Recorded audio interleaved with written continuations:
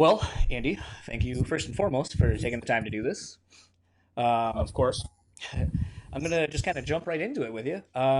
You have a wrestling match, kind of on the Canadian and Michigan border in Sarnia, I believe is how you pronounce it, at the Station Yeah. Music Hall for Smash Wrestling, and you are Yep. doing a tag match with Blackwood against Halal Beefcake. Looks like. Yeah. Yeah. So before we kind of get to that, let's go back and I've actually always wondered, how did you get into wrestling in the first place? That's. I mean, a real weird. I mean, I have an older sister that's about 40. I'll give you the whole origin story. Okay. My sister is 46. She's gonna be 46 this year, and she dated this dude in high school named Brett Setlak, and he was on the wrestling team. And when he would like come hang with my sister, he'd always come with a friend named John Lewis, and John Lewis was also on the wrestling team, and he would always like, I don't know if it was like specific to the days my sister would hang with these dudes, but like they would come over the house and like John would be like, "Hey, like NWA wrestling's on, we got to watch it." Like he would make sure that like he was by a TV when this was happening. So like he would like kind of force me to watch wrestling with him, Mm-hmm.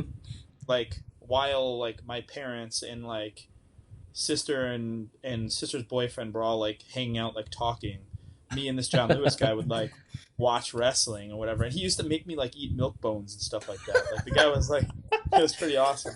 It doesn't get any weirder than that, I promise. But yeah, No, that's like fine. he would come in and he would be like, "Hey, NWA wrestling's on, blah blah. Have you ever watched wrestling?" And I'm just like, And I was like, I don't know, 8 or 9. So I would like be like, I know who Hulk Hogan is, and he would like lash out. He'd be like, no, he's not the real world champion. Like Ric Flair is the real world champion. And I remember like maybe it was because of him that I got into wrestling, like actual like high school and college wrestling. Right, amateur But wrestling. like and I like loved Rick Steiner because he wore like headgear and stuff like that. Michigan So like boy. yeah, and it immediately became me being a wrestler. You know what I mean? Like so Right. like as soon as I could become a wrestler at high school or middle school, I like became a wrestler and then wrestled until I was into college or whatever. And it's kind of weird like when you wrestle in like high school and shit like that, like after that's done, there's really nothing you can do. Like it's you either go to college, and I went to college for a year and did nothing like that. You know what I mean? So I didn't do it, and then I don't know. I was like 18, obsessed with wrestling. Like the only things I've ever cared about, like right now, the only things I care about in life are like Every Time I Die is number one, my dog Bigelow is two, and then pro wrestling. And that's like been that list minus the dog has been the last 20 years. You know what I mean? But So even the like, dog, to a degree, with the name, is tied to your one well, and for two. sure. So, Yeah, yeah, yeah. So yeah. So anyways, yeah, and I found a wrestling school that wasn't very far. It was like in Hamilton, Ontario, and it was called Renegade Wrestling Association. I started like training there, and they basically like it's one of these things where you pay. right. Obviously, all those things are kind of whatever. So you pay, but they like sign you if they see something in you. They'll sign you for like 6 months. So like you pay for 6 months, then after 6 months, they start like integrating you into shows and stuff like that. Mm-hmm. But if you get hurt in that 6 months, They'll they cut you. like wash you don't pay the full 6 months, you just pay up to the point where you're at. And then like I had no idea that I had a torn ACL, and I had a apparently like I had a torn ACL since I was like 14 or something like that. Like when I went to see the doctor, they were like, there's no remnants of it, there's no ACL, like you've been Oh doing shit. stuff on no ACL for this long. And my knee had just locked up, and I think I tore some cartilage. So they went in and like fixed the cartilage, and that was when I was 19. Like at that point, you know what I mean? Right. Um, and in the the process of me like healing, I like picked up the guitar and started playing guitar like nonstop. And then Jordan came up to me at a show and was like, "Hey, let's start a band that sounds like Dead Guy." And I was like, "Okay, yeah." And I've been doing that ever since. So contingency plans in my head for children, which is like Keith and Jordan both have kids now. And when Keith started the damn things, I was like, oh shit, like What if like every time I die takes the back burner and all this other stuff comes forward, which that isn't putting these dudes down. They're like the greatest dads in the world, and like every time I die is definitely secondary to their children. But I just was like, oh fuck, if this slows down, I gotta get something else. I gotta like perform in some other way. And it was like, at first I was like, oh fuck, I don't want to start another band and like have to go through that process and like that. So I was like, ah. And I think at the time too, like I kind of gave up on my body. Like I just was like, my knees were killing me, my ankles were killing me, my shoulders were hurt, and I was just like, I stopped working out for like 2 years, and I got like fat. There's pictures all over the internet of like fat. Isn't that the worst? Yeah, and I was like, oh fuck this, man. And like one day I just like woke up and I was like, fuck that, man. I'm gonna get my body in shape. I'm gonna do this wrestling thing and fuck it, and that's just what it's been. And it originally started like I remember having the conversation with Josh Barnett because that's who I originally started training with was Josh Barnett, and I was like, I just want to do one match. I just want to do one match, just bucket list it, throw it aside, and that's it. I did it. That was my like life dream. If I wasn't in Every Time I Die, I would have became a pro wrestler. You know what I mean? Right. And he's like, oh, you're going to do more than one match. And I was like, fuck you. I'm not going to do more than one match. And then here we are. You know what I mean? I'm like a handful of matches in now. And yeah. I was going to say you kind of already hit on a few of the questions I had, which was actually, did you ever get into wrestling in high school? Which obviously it sounds like you did. Yeah. I mean, we were doing like a thing. I was doing. If anyone follows me on Instagram, every once in a while I'll post like pictures of me backyarding. Yeah. And I mean, dude, that was like five. That was like I would say like 3-4. Maybe, yeah, I would say like about 3 or 4 years before backyard wrestling was even like a thing. Yeah. And I remember getting an issue of like the PWI 500 when I was like 16, and like Quackenbush was doing like a moonsault off a picnic table, and I was like, whoa, like you know what I mean, like. This is insane. I can do this right here. I can do this in my backyard. And we were like backyarding and that's probably where I tore my ACL, like probably backyarding, but like whatever. Yeah. And that was it. Like, it was just, yeah, like wrestling, like pro wrestling has been an obsession since I was a child. It's kind of weird. I was thinking about, and I've kind of talked about this on other podcasts I've done with other people, like John James Ryan Jr. Him and I started the first like 20-30 minutes was us talking wrestling because the Page tape had leaked earlier that day. So yeah, we talked about that at that. We were talking about, and then when I had talked to Frank Fanilla, he was like, "Oh, we informed him through our wrestling chat that we all have." So he didn't even know. He woke up to the news from all of us, like, "Did you see this shit?" Yeah. But what was funny though is. Actually, speaking of Frank, he was on a tour with, I think, the Chimera Browning tour, and I had just slowly started getting back into wrestling around then. But upon like being the nice dude I am and letting like bands crash in my house if I can, usually like I'll be like, oh, there's TV, watch whatever you want, and a handful of people would always be like, oh fuck, it's Monday, like let's watch Raw, or hey, it's Thursday at the time, SmackDown's on, and I realized how many band dudes love wrestling, like unapologetically. And I was like slowly getting back into it, and then finally like I was like all in, and it's been really interesting to kind of see the shift of almost, it's not quite to the level of like the Attitude Era, but it's interesting to see that wrestling has kind of become a household name again, like it kind of was when I was growing up, like out in Delaware and stuff like that, like, and you had more territories, even though like the AWA and all that kind of stuff was going away, but it's interesting to see that wrestling's kind of making a comeback. And to me, I feel like you're kind of at one of you and a handful of other musician people are like kind of at the forefront, I think, of like having always waved the flag unapologetically of like, I fucking love wrestling. I've always loved wrestling.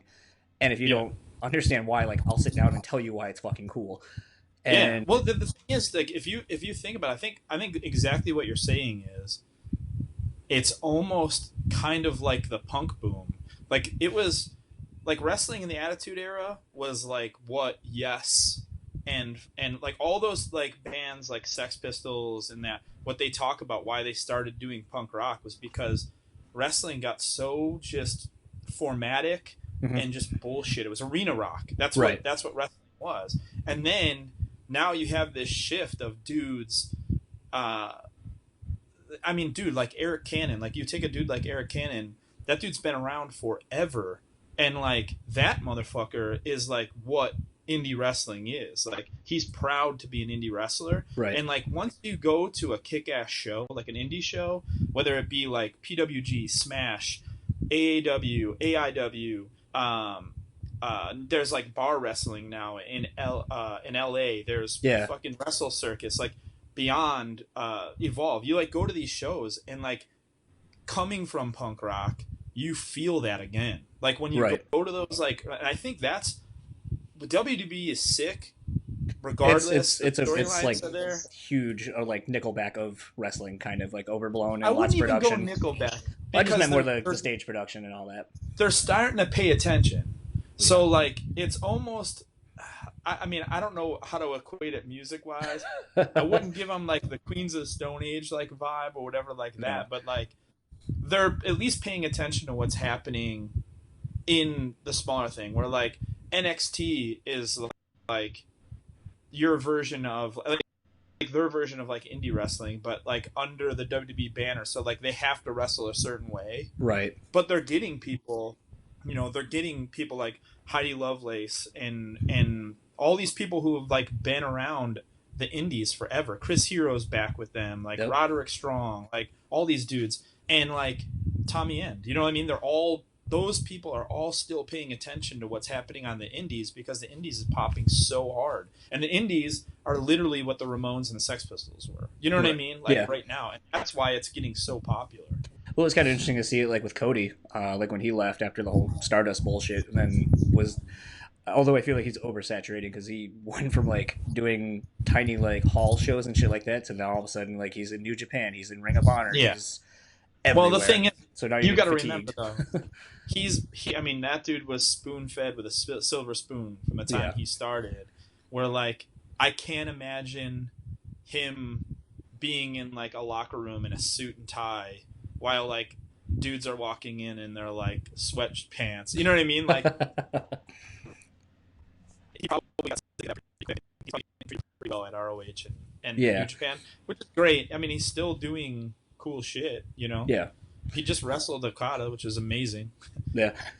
Actually, it was kind of funny because not really following ROH and New Japan, even though they're kind of married, even though it looks like New Japan's trying to strike their own territory out in LA with some of the G1 shows that they just did, Yeah. to where they don't need ROH anymore. But what was interesting is, like, I know you have an NWO tattoo.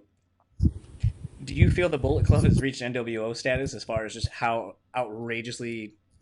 Not yet. I mean, Not yet. until you turn on Monday night and you see Bullet Club on Monday night, that's when they take over. And I mean, you see sections, parts of it. Like Yeah. obviously you have like Anderson and Gallows there, and you have Finn and AJ, but like they're not And directly Shinsuke, I think. wearing.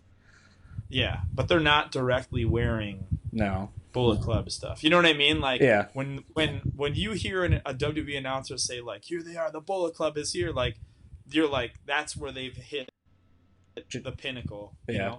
I'm waiting for But if you it. think about it, how about? I mean, if you think about it though, man, like they don't need it. Like those dudes have made a career out of being indie guys. Their shit, you can go to a mall and buy a Bullet Club shirt now. That's Yeah. insane. Yeah. You know, like they're starting to reach outside the market, it was just crazy. Just been That's interesting. great. I was gonna say it's just been interesting to see, because I remember like when NWO was sweet, when it, no pun intended, when it was sweet, and it was like the original like 4 or so, and then it was like Red hot, dude. yeah, and then it's like you get like the Latino World Order and all of this, and it's like, man, you guys jumped the shark real bad. Yeah. I love the Latino World Order though. Like Yes. going back and watching that stuff is amazing. Like the fact that El Dandy was part of a faction is great. We did this. I think like me and my best friend Wes, the guy that I do the Python Pythons, stuff yep. with.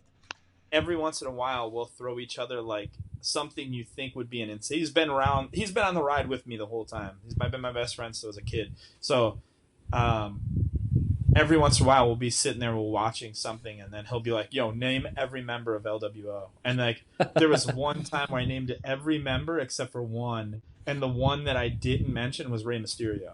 Like I was like I was like, this is too obvious. Like he can't be an LWO. Right. Yeah.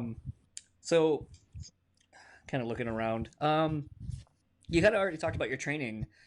Uh, Something I always kind of wondered actually, because I know, you, and going through a lot of my guitar magazines, it's kind of funny to see who's been sponsored by what and be like, oh, I remember when that was your go-to brand, and now it's not. Yeah. Um, I always wondered, like, because I know now you're playing the ESPs. Have you switched over because the Gibsons and stuff like that were just so heavy on your shoulder and causing some of the issues, or was that just kind of a No, not at no? all. Like Okay, I have like three Les Paul Customs right there. But okay, like I okay, this is a crazy thing. Like um Metal Blade basically like contracted me last year to like sign a few bands for them. okay. And I was like, all right, well, if I'm doing this for you, like, please get me a walkthrough at Metallica headquarters. Metallica's my favorite band. So, Right, Brian Slagle, the owner of Metal Metal Blade, Blade. basically started Metallica, which is like crazy. Like, not a lot of people know that. Like, Lars used to come into Metal Blade Records when it was a store, and he was like, yeah, I think I'm going to start a band. And, like, Brian was like, oh, I know this dude named James. You should, like, meet. Like, literally, like, Marry he was them. the guy that, like, married those two together, right? So yeah, he like took me to metal. I got to go to like Metallica headquarters, and like they gave me like a whole tour and stuff like that. There was like a few times where like I was like tearing up and shit. Like I'd see shit. Like I got to play Eat Fuck, which I probably shouldn't say because if James Hetfield somehow hears this or sees this, which you never know, he's gonna be like, "What the fuck, man? Why were you playing my fucking guitar?" Anyways, um, as soon as I left, the only guitar I saw there were ESPs. And like I was like, all right, fuck it. I called Jordan. I was like, I need your ESP hookup. I'm doing ESP. And like that was it. And then now it's just like they're so cool. Like Tony at ESP is like the sickest dude. Like anytime I have like a question about things, it was like, okay. And then obviously like Hammett uses M1, so I was like, I got to use an M1. So now I have three M1s that I use live or whatever. So that was it. It's just because of my like love for Metallica. That's You it. know, I had almost thought that, but then as you were talking about your shoulders kind of being fucked up a little bit, I was like, I know get like my dad is a Gibson person, so and I'm an Yeah, ESP guy, so I know some of their guitars are comparable weight wise, but typically they're a yeah, lot less heavier. So I had wondered if yeah. playing the Well, Gibsons for that so was just long. my shoulder issues was just me being a pussy. Like as soon as I like, I did a little physical therapy on them. Like they've been fine ever since. So like, it was just me. I think just I was like, oh, I'm getting old. I was like 35. Now I'm 40. I'm wrestling still. Well, I was going to say thanks for the things I have to look forward to as I get older in the next few Yeah, years. yeah. But no, with the training though, I was going to say, have you noticed since you kind of have been training for the wrestling and all that kind of stuff, have you noticed that it impacts your live show at all? Like you have better stamina, able Um, to do that, for or sure, is stamina for sure. That like is for sure. If anything, our live show hinders my wrestling, like because it like hurts more, man. Like, and that sounds crazy to me. Like bumping and stuff like that doesn't hurt. Like it, and that's like the wild thing, man. When I like talk to wrestlers sometimes, like, but then again, I've only been bumping regularly for the last 3 years, 4 years. Where like you talk to like someone who's been wrestling for like 12 years, like obviously that's gonna be fucked up. But I've been stomping around on fucking stage. It'll be sometimes it's a concrete stage, sometimes it's a wooden stage, sometimes it's like that weird like plastic fucking weird stage like Warp Tour or something like that. So there's right? a little give in it. Like I'm headbanging nonstop. My neck fucking hurts constantly from that. You know what I mean? Like, it's one of those things. I've had a headache all day that's like ran through my fucking neck, and it's from fucking headbanging. You know what I mean? Um, yeah. If anything, it's the other way around, where like I guess like the other side though is like wrestling's helped me be more of like a showman, where like you kind of like learn in wrestling you kind of learn to be patient and take your time, and like on stage like there's dudes like fucking Ben Wyman and Jordan Buckley who like can go crazy from the first note to like the last note, Mm-hmm. but then it's like, okay, on the other side, like I gotta play the guitar because he's like in the crowd.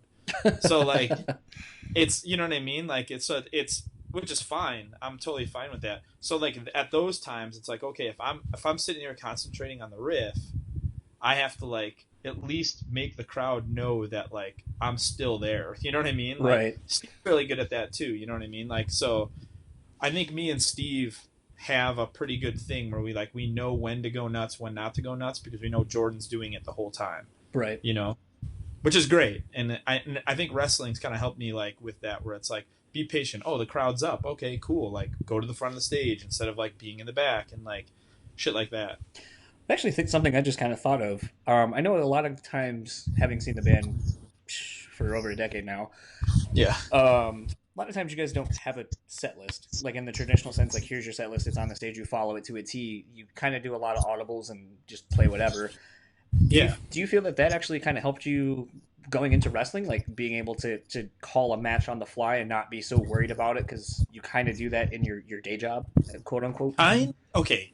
It's really weird that you say that because like not with a set list, but more like writing a song Okay. is like a lot like that.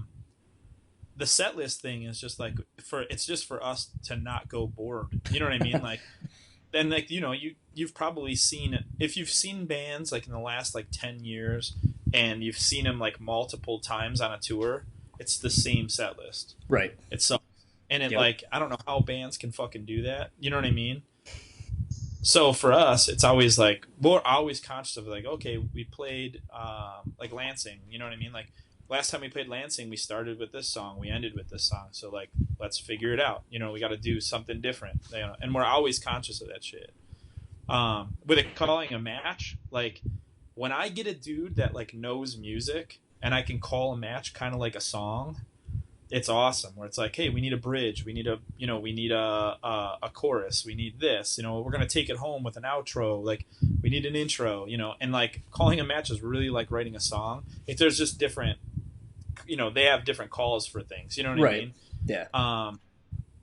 And usually like that's the thing, like we're wrestling, like me and Blackwood started pretty much the same time. Like he trains at Grapplers Anonymous where I train, and um yeah, so like we're at training and we're like, oh, this would be cool, this would be cool, this would be cool. There's like no chance that the Halal Beefcake dudes are doing that. They're just like gonna go in, and it's because they do this all the time. You know what I mean? Right. And for me, like Blackwood wrestles way more than I do. So like he's just like, yeah, that would be cool, that would be cool, that would be cool, and I'm just stressing like, oh, this will be rad. Like we got to do this, and I'm just so excited about like doing things, and then once we get there, Halal Beefcake's gonna like be like, all right, let's call this match, blah blah blah. Kayfabe, kayfabe. I know. I'm sorry, I shouldn't be talking about this stuff. I hate those dudes. I'm gonna punch them in the face. I think you do a good job of selling all of that. Because like when one of the last matches you had and someone snuck into your show, I was like, Yeah, Jesus Christ! If people think like it's just that easy just to walk back there, and that there would yeah, be that many fucking people back there just hanging yeah, out, I was like, yeah. so I mean, Me yes, and you have to. Kevin Go ahead. yesterday, or was it 2 days ago? Me and Kevin like made this like crazy like rebuttal to what Halal Beefcake said, Hmm. and we handed it to the smash. We sent it to the Smash dudes yesterday, and the dude's like computer crashed. So like it might be up right now, but there might be there might be right now if you go to like Twitter, which no one's watching this live, or No, if they are, I don't know. no, they're not. Yeah, but there's a cool video that's going to be out before this match. If you'd like to watch it, look for it. Where me and Kevin kind of rebuttal Halal I'll Beefcake. post it with this because I'm gonna edit. Pretty much just gonna throw this up as is and just fucking Yeah, throw it up. So yeah, I'll throw that up with that. I'm gonna kind of try to quickly get through this so I can let you get back to your day. Um, we had kind of talked with the Cody Rhodes thing earlier. When with you doing the indie wrestling, have you noticed that you've gotten more respect right away from some of the wrestlers because of the tenure you've put into Every Time I Die and the fact that you're still putting doing van tours and stuff like that and kind of paying your dues, and that by doing indies and not maybe going a different route of like a Dennis Rodman doing straight to like WCW of or getting course. hot shotted, that you're doing shows and halls and stuff like that and paying your dues, like that you're finding that people are more accepting of you right away, or is there like some people who are just fucking assholes and just that's who they Um, are? Sometimes, I mean, I remember like the first show I was on, there was a dude that was like a dickhead, and it was kind of a bummer because I was kind of a fan. You know what I mean? Right. Um, and then we just kind of like uh, we kind of mend the fence by like both liking metal. So like we started talking about metal, and then like realized that, and like we're friends now. But like, I mean, talk about like just talking about Smash in general. Mm-hmm. Like I've never, even some tours, man. Like you go into tours and like there's bands that don't talk to you for like the first 2 weeks. You don't know anything about them. You know what I mean? Like, That's weird. and you're there every single day, and I mean, you're there every day. We're like Smash. Like I remember, like the first time I got in there, like everybody was like respectful and awesome, and like it hasn't stopped since. And I think like the major thing is that like I don't want people to be like, hey, this is a band guy doing this. I want people to be like, oh, that dude's a wrestler. You know what I mean? So Right. like I try to do it that way instead of it being something where like you said, like getting hot shotted and like only doing spots. Right. You know what I mean? Like I want to do like full matches. I want people to go, oh shit, like I didn't expect that guy to do that, or like expect that guy to know that, or you know what I mean? I know that like when I did like the Joey Janela like spring break, like I made like my one big thing in life is just don't read reviews. Like with every time I die, because the thing is, well, you know, like in life, man, like especially with like I have friends who wrestle in the WWE that literally read every comment, and like they're getting fucking 400 comments on like shit, and then they're like dwelling on the three people who say negative things, Right. and it's like, oh my god, this guy said this, man, can you fucking believe that? And it's like, why are you worrying about that, dude? Like, you have thousands of other people who don't even see that. You know what I mean? But you're dwelling on, you're going to let three people ruin your fucking day, like, because of that? Even, dude, big bands. There's big bands that are like, oh, man, we got 3 bad reviews. And it's like, yeah, but you have like 100 other good reviews. So, like, fuck it. Right. Do you know what I mean? And I Yeah. learned that lesson, like, a long time ago to just, like, not read reviews and, like, at that Joey Janela thing, like I made the mistake of like going and like reading what like some wrestling websites said about the match and stuff like that. And it was like the first thing is always like, just so everybody knows, this guy is not a wrestler. He's in a band, you know? And it's like, well, fuck you, man. Like all the training I've done and all I've like tried to like get going in this, like I didn't want to have a match until I was like fully trained. You know what I mean? Like Right. I could have fucking got a match right away. As soon as I said, "Hey, I'm training to be a wrestler," I started getting calls. Right. And I said, "Fuck that, man. I don't want to do that. I want to go through the process, you know?" And like it's just whatever. You're always going to get pigeonholed and that's fine. You know what I mean? And like I don't care. Um, Actually, I had wondered because I know at the Detroit date of the Warp Tour last year when you guys were on it, um, that like John and all them were surprised that there was wrestling because apparently it wasn't on every date of the tour. Yeah. I know because someone either you had walked by or someone had said that you were wrestling in Chicago the next day. Did you do a lot of the Warped wrestling or only select dates when you knew like a certain person was going to be there? Well, like AIW did Cleveland, Okay.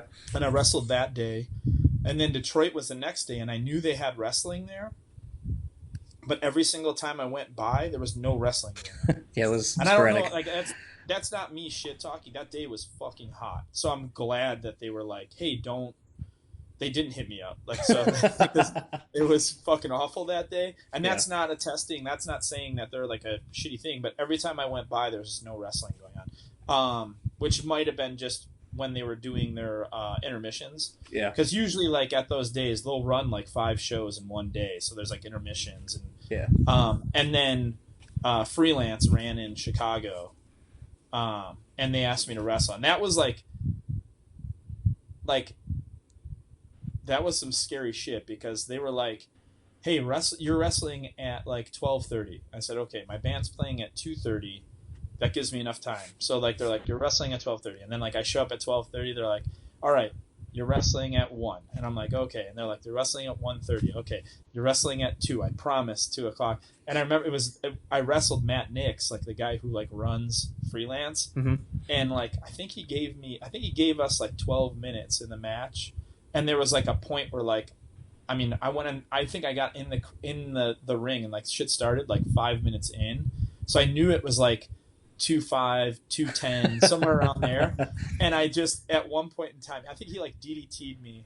I like kind of no sold it, got up, hit him with a fucking Falcon Arrow, and just like grabbed him and was like, sorry, dude, I gotta get out of here. Like, just kind of like called it a wrap. So I think we did like 8 minutes or something like that, or 7 minutes or something like that. And I chopped the shit out of him.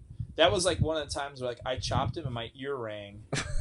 And then that sick fuck goes, do it again. And I chopped him again and my fucking ear rang again. That was great. That freelance is fucking sick. That's another one that I have to attest to. Like that's what punk rock is, man. Like that's why wrestling is what it is, because you have dudes like Matt Nix and you have freelance. I mean, he's a piece of shit because I'm supposed to have beef with him still. So like he's still a piece of shit. But freelance is a sick fed. Speaking of chops, it was funny when I posted that video in the Eats It Facebook group. Someone goes, "What an asshole! You no sold his chop," and I was like, "I was against a fucking wall. Like, what do you want me to do?" They're like, "I can't believe you no sold it," and I was like, "Okay." You took the Japanese route. That was fine. Speaking of, because when we were discussing that, and for those who don't know, I took a chop from Andy at the Lansing show because fuck it, why not? Like when I was Yeah. standing next to Ric Flair, I almost went in Atlanta outside of a Falcons game. I almost wanted to be like, Flair, I know Fuck. you can't. Can you give me a chop? Just because, fuck it, why not? I'll never get to Yeah. find out what that's like. So I hit you up instead. Yeah, me and Ric Flair, same in Hey, the I same mean, category. to me, you are. Uh, with that being said, though, like you were kind of going over the various chops and stuff like that, and something when thinking about talking with you today that I was wondering, being the being into a lot of different wrestling, not programs, a lot of wrestling federations and stuff like that, and wrestlers and styles is what I was looking for.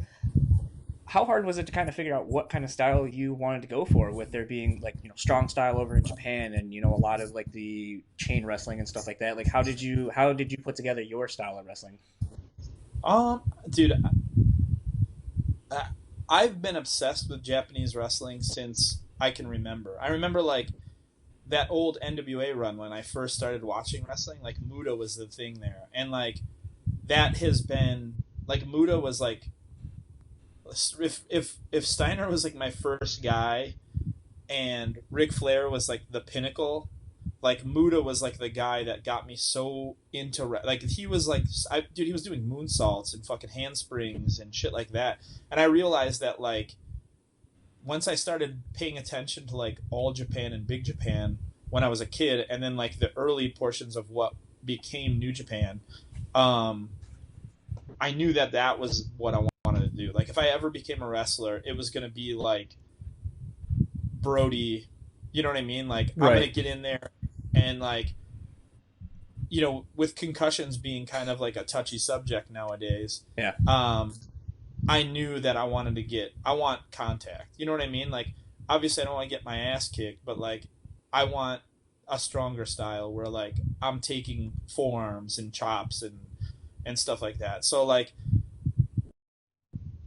again, another dude was like Barry Windham, man. Like Barry Windham, like that dude had a very Japanese style for wrestling in NWA, and then once he went to Japan, he kind of like realized the shit he could do, and he was throwing fucking lariats and like, you know what I mean? Like, Yeah.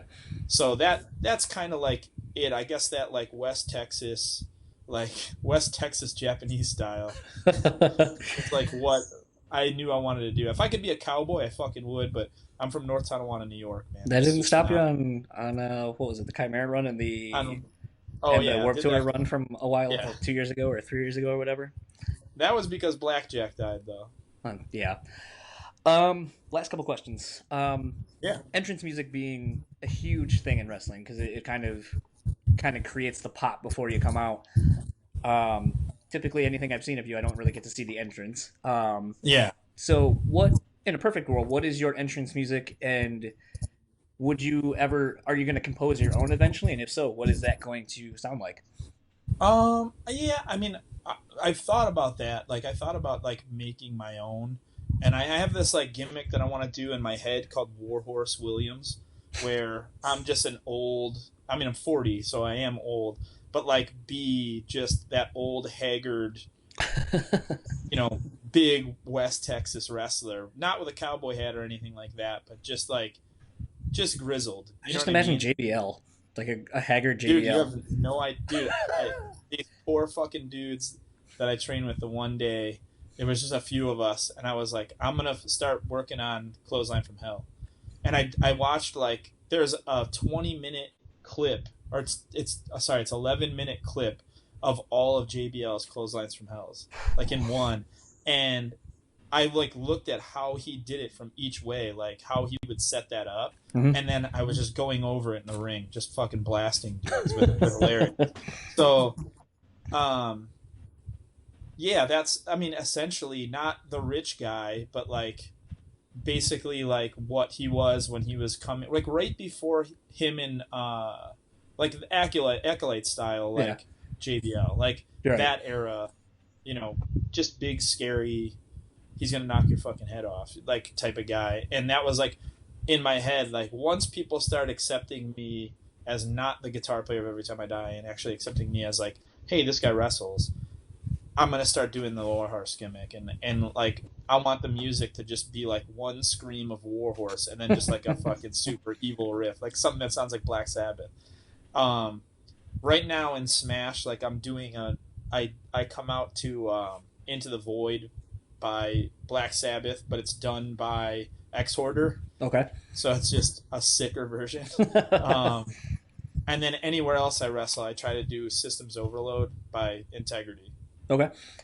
Yeah. Um, coming from the Every Time I Die Facebook group, I kind of reached out and was like, because a lot of people post all of the various things that every member does, and a lot of wrestling love. Like there's a live feed going on of us tweeting or Facebooking, whatever the fuck you want to call it, but live tweeting WrestleMania this past year, which is pretty fun. Oh, sweet. Um, so this person, Joel Hansen, actually asked a really good like three-part question, Yeah, and it yeah. said, I gotta actually pull out my paper. Which do you feel is more important in wrestling, storytelling or wrestling ability? Um, I don't know. Like you got to think like a guy like Dean Malenko, man. Like I could watch Dean Malenko work like all day. Yeah. There's no story. It's Nope. just he's gonna put you in a million holds, and he's one of the most technical wrestlers. But then at the same time, you show me a Buddy Landell match, and I'm fucking like my eyes are open, and that dude's just all storytelling. He was one of the best heels of all time, you know. Um, Same thing with Dusty Rhodes, man. Like that Dusty Rhodes like entertain the fuck out of you, man. Like tell a story, talk about stories, man. Like when Four Horsemen broke his ankle, Yeah. you know what I mean? That Yeah. was like that put so much heat on those dudes, and that gave those dudes a fucking career, man. Like that essential moment was like the linchpin that like set that whole fucking Fed off. And Right. that's because they all wanted to kill those dudes, man. You know what I mean? Yeah. So there's a little bit of both, man. Like like there, and then there, like nowadays, there's dudes that do both, man. You want to show me Timothy Thatcher? Like, you want to talk about facial expressions? Like, it was awesome. I remember asking him how his match was once. I was like, "Oh, how was your match earlier?" And he goes, "Oh, dudes punched me. I made weird faces." Like that's all he said. Like it was just like, I got beat up. I made weird faces. You know what I mean? And Yeah. like, but then he probably fucking twisted a dude up. You know what I mean? At some point, like, I think it all depends on the context of the match too. Right. There wasn't much storytelling in Okada versus Omega. You know what I mean? It was just a guy trying to take the belt from a dude. They set it up. Obviously, there was like storytelling before, but like during that match, it was just a dude that wasn't gonna like buckle to the heavyweight champ, Right. and then it just so happened that the heavyweight champ beat him. You know what I mean? Yeah. I was gonna say because I was kind of thinking about when I saw that question, my immediate thought was Bailey versus Banks at NXT Takeover Brooklyn from like a couple Oh, years ago, and then when they redid it and they awesome. had like little calls to different spots from the match before, like the Yeah. first match, and I was like, oh fuck, this is so good. Like if you watched Oh, and are you've you been talking following the it. What was that? The Iron Woman match. I think it was the Iron Woman match because then there was I like was at that. were It you was really? insane. Oh man, Yeah, that was like one of the first matches I showed my wife of NXT because usually when we would watch pay-per-views she would be like, oh, I don't know much about NXT, and then when some of these people come up and I already know like the how you doings and all that kind of shit, and she's like, how do you know this? I'm like, yeah, NXT, like duh. yeah. So that was actually the Bailey Banks, the first one, was the first match I had showed her that she actually sat down and watched from NXT. Uh, and so now that like a lot of the people are up on the main roster, she when we go to shows, she is like, oh, I like this person. I like Alexa Bliss. I think she's great. She fucking has like that Yeah. shitty attitude, and I think it's she's probably not anything like that, but she's so believable, and I love it. I was like, Yeah. oh, there you go. So, but But yeah, that's the thing that it all depends on like how it is. I've watched matches where they try to like tell this fucking story and it just like goes over your head yeah, and it's like the worst thing in the world. But then there's like stories where I'm trying to think of one like offhand where like the buildup is insane. Like where, dude, take any fucking Stone Cold versus Vince McMahon for yeah, like 7 years, and that's like some of the most entertaining wrestling that ever was. And he's not. It's not like Stone Cold's going against Bret Hart. Stone no, Cold's going against a 60-year-old man who works out and kind of knows a thing or two about the physical parts of wrestling. You yeah, know what I mean? yeah. Like Vince McMahon's like one of the most uncoordinated human beings on earth. Looks like he walks And when he Stone shit his Cold, pants. yeah, and Stone Cold pulled fucking lightning out of that dude. You know what I mean? Like Yeah, that's awesome. But then you tell me you can't watch fucking. You go back and watch Benoit and fucking Jericho from any WCW match, and you're like, yeah, holy shit. You know, there's no storytelling. They're just wrestling. yeah. The other part of that Joel Hansen's question was your favorite Intercontinental Champion of all time, but Fuck, he didn't man. specify which company. But I mean, that's pretty much going to be a given as Of course, yeah. Yeah, WWE. yeah, I mean, it's kind of hard to not say Macho Man. Like Macho Man was the greatest. I wouldn't consider Macho Man. He was only in the heavyweight picture for like 2 years, yeah, where like he was an Intercontinental champion like a few forever. times. Yeah, Yeah, like him. Owen was great. yep, But probably Macho Man. Macho Man's yeah, it's fucking Macho Man. yeah. I was gonna say, I think for mine, I was like when I was thinking of it, I think it was thinking like Shawn, like early '90s when Shawn Michaels had it for a while, and then before he like kind of Yeah, ascended to the title, like the heavyweight title picture. But it's kind of interesting because they're trying to make that belt relevant again, and I feel like the only person that's actually yeah, done it any justice was actually The Miz.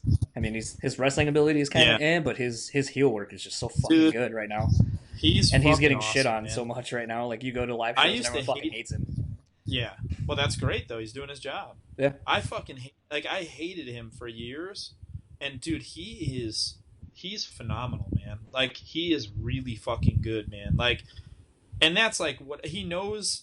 He knows his bread and butter when it yes, comes to like wrestling, but fuck, dude, like he knows how to fucking sell. Remember, there was it was Sammy Kevin Owens, and Cesaro were yep, in the Miz in a 4-way at Extreme Rules last year yeah. I think that sounds about or right. It something like that. was like a ladder match, wasn't And it, or something? there Or were no, no, it no, no, wasn't no, a no. ladder Well, yeah, match. you're right. Sorry, wasn't a ladder match. Yeah, This is a normal match. Dude, that match is fucking amazing because the Miz is the glue that holds it all together. Like he took every bump in that fucking whole match and he yeah. still pulled it out. Like that match is like if I was him, that would be the match I would show my children. Like, oh yeah, this is what I did. It's perfect, man. And it was all because of him. These will be the last two definitively. Okay. Sorry, I keep saying that. I'm like a bad cock tease. It's I'm all like, right. oh, it's gonna be the end. It's gonna be the end. Um, It's okay. I know you kind of answered. I saw a, and I don't with the Facebook group. People keep sharing things, and I don't know if these are new interviews or not. But I had seen something with an interview had done you and Keith with somebody else, and the question was like, oh, if you could have anyone a wrestler with you guys to like bring you out or whatever, dead or alive, who would it be? And you were like, well, it's always got to be Bruiser Brody, and then you're like, actually, it's got to be Macho Man. So the question, Yeah. I'll flip that a little bit and be like, if you could wrestle anyone living or alive, who would it be? If I could wrestle anyone dead or alive, Yep. well, it would be Brody. Okay. Well, I mean, Obviously, I figured that's who it'd be, but I was like, maybe this he'll. is how it would be. This is exactly what it would be. It would be versus Bruiser Brody. It would be in Puerto Rico, and I would take the fucking stab for him, just so he could live on. Fair enough. I said that in an interview that I don't. It was with a girl. I did some interview with this chick, and she goes, "Oh, what are your like wrestling aspirations? Like, what are you trying to like get out of wrestling?" I was like, that was my last question. and I See was like, "Yeah, it's easy. You work in Puerto Rico and you get stabbed in a bathroom." And she just looked at me like she had no idea what I was talking about. She had no idea who Bruiser Brody was, and she just looks at me like, "Holy fuck!" Like that was a very morbid. There was another interview too. It's online somewhere. I can't remember what the fucking girl's name is, but it was like it was on this fucking hellish winter European tour, and this poor girl in London, or England, she couldn't have been 20 years old. She was there with her dad. I think her dad was like holding the camera, and she's asking me all these questions. And we probably got in an argument or something like that day, and she didn't know, and I had to like walk out and do this fucking interview. And this poor girl is like asking me all these questions, and like she's like, she said something. She's like, oh, fuck, man, this is gonna kill me. She goes, oh, have you ever had any goals in life? And I was like, well, I've always wanted to eat a person, and like that was it. Like I've always been kind of obsessed with cannibalism. And the girl's like, her face just goes like this, and then she like looks at her dad and goes back. She's like, well, that's really all I had. Do you have any like last comments? And I was like, yeah, I don't care as long as I can fucking eat someone. I don't care. All right, see you guys. And she just like standing there with like the microphone, like, oh fuck, man, this just got real weird. God, wrestling aspirations though, like a real answer. Obviously, I don't want to get stabbed to death. Wrestling in Puerto Rico would be sweet though. Really, all it is just I'm having so much fun, man. That's all it is. I don't even care. I've already made it. You know what I mean? By wrestling one match, I've hit my wrestling aspirations. So like, as long as this lasts me, I'm having a fun time with the trip, and I want to wrestle wherever I can, and I want to wrestle whoever I can, and that's it. That's really it. Your cannibalism joke just reminded me of one of my favorite like high school movies, Ravenous. Oh, dude, it's amazing. He's licking me. Yes. Yeah. And the weird fucking music that soundtrack is so. Yo, fucking we used to use that every time I used to use that as an intro. I don't think I ever saw you guys when you guys use that. Holy shit, I love it even more because that's one of my favorite. Yeah. I still have a VHS that I recorded off of HBO because I could never find it anywhere. It's such a fucking awesome movie. I've bought that on DVD like 3 times. Really? It's every time I talk about it, everyone's like, what is it? I'm like, it's probably like the weirdest movie. Like, I was like, what's his face? Dude, there's so many people. I was like, the dude from Scream, I can't remember his name. Like, fucking David Arquette when he's dying and he's laughing and like, bleeding out onto this roof. I'm like, like you show that scene, people are like, why is he laughing? I'm like, I don't know. Why is anyone laughing at the wrong points? Guy Pearce. Yep. You have Guy Pearce, Jeffrey Jones from Ferris Bueller's Day Off, and Mom and Dad Save the Universe. Yep. You have Robert Carlyle. You have David Carradine, or not? What the fuck am I talking about? David Arquette.